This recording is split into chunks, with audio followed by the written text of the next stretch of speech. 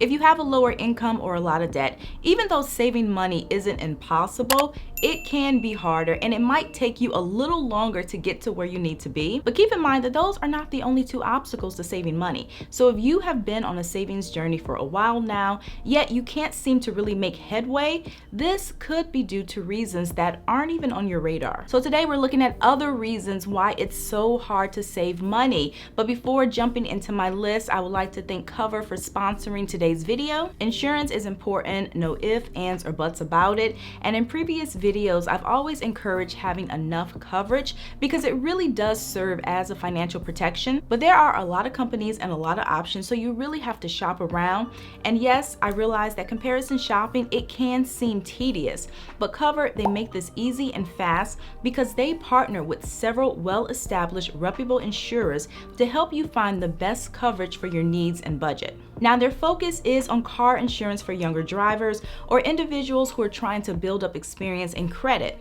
So if you're a young adult still on your parents' insurance, you can use Cover to lower your part of the bill, which your parents will love, but that isn't the only benefit. You can also use Cover to find renter's insurance if you're getting your own place, as well as life insurance and home insurance. Plus, getting a quote is fast and easy and there's no obligation. Simply answer a few short questions and you can get your free quote in about 5 minutes. Insurance is complicated and you might not always know what you need or you might have questions. And another benefit of Cover is that you'll also have an advisor who you can message via text and they can also help you choose the right coverage. The bottom line is that Cover does the shopping for you and they take the stress out of buying insurance. So if you're interested, I will include a link below so you can get started today and get your free quote. So the first reason why it is so hard for so many people to save money is because they don't have the right support.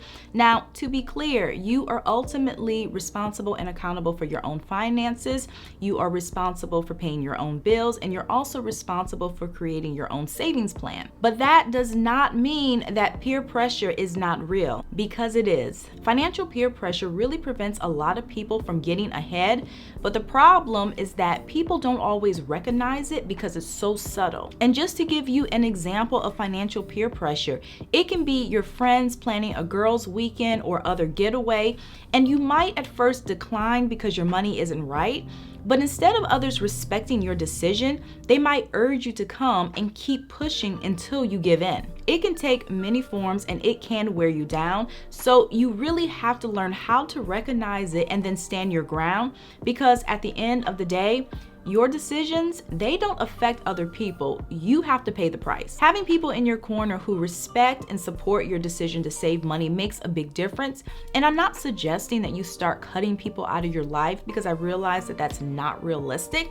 But what I am suggesting is that you be a bit more choosy with who you choose to spend the most of your time with. According to a 2018 Credit Karma survey, 39% of millennials admitted to overspending and even going into debt to keep up with their friends. And that's just millennials.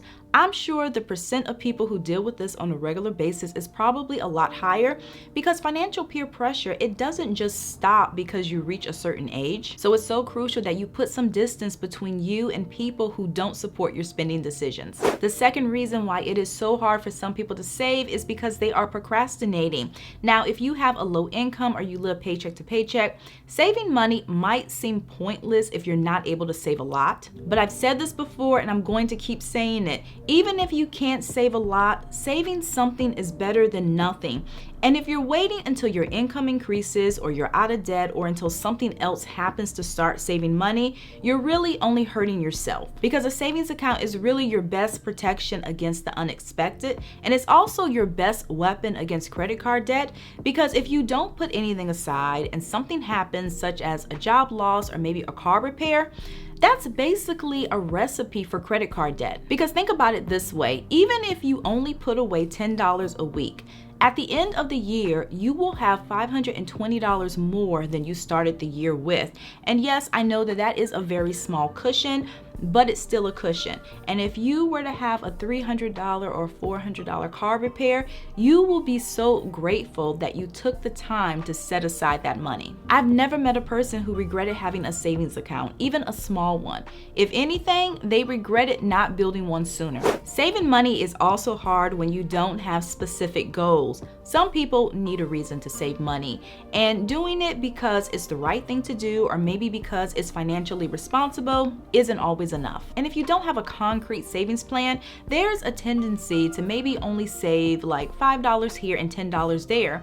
But the problem with this approach is that you don't really get anywhere fast. But if you get serious and have a goal to save a specific amount of money every week, no matter what, you're more likely to make progress because there's structure. And another thing to keep in mind is that saving money, it can become easier when you keep your goals visible. I absolutely love vision boards because they are intentional, they keep you focused, and they are a simple way to stay motivated. So if you have financial, professional, even personal goals, I do recommend creating a board and then putting it in a place where you can see it on a daily basis. Before you start any savings journey, you have to track your spending and create a budget. This is a crucial first step, but a lot of people will skip it.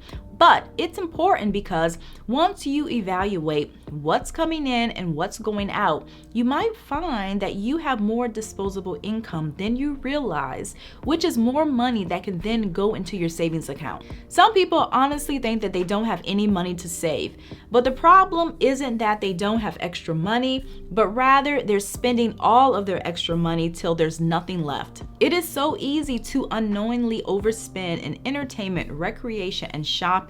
But if you track your spending over the course of maybe 1 or 2 months and you start to rein in these purchases, you might see a huge boost in your savings rate. And another reason why it is so hard for so many people to save is because they are not automating. Saying and doing are two completely different things.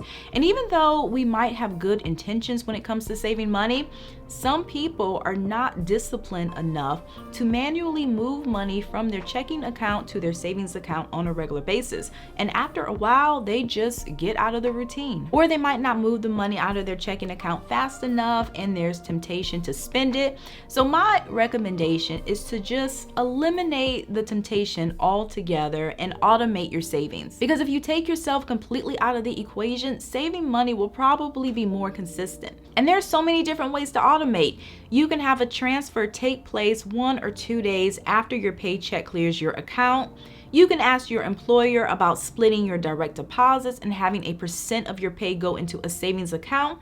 Or you can use Acorns and set up recurring transfers, or opt into their Roundup program and invest your spare change. You want to make saving money as simple as possible so you can start making progress, which is the end goal. So that's all that I have for you guys today. I really hope that you enjoyed this video, and if so, please give me a thumbs up and also comment below and let me know your thoughts. And if you haven't already, definitely consider subscribing. Here we talk a lot about personal finance. So if you like videos like this, I do post every weekend and sometimes during the week. Thank you again for watching, and I'll see you in a few days.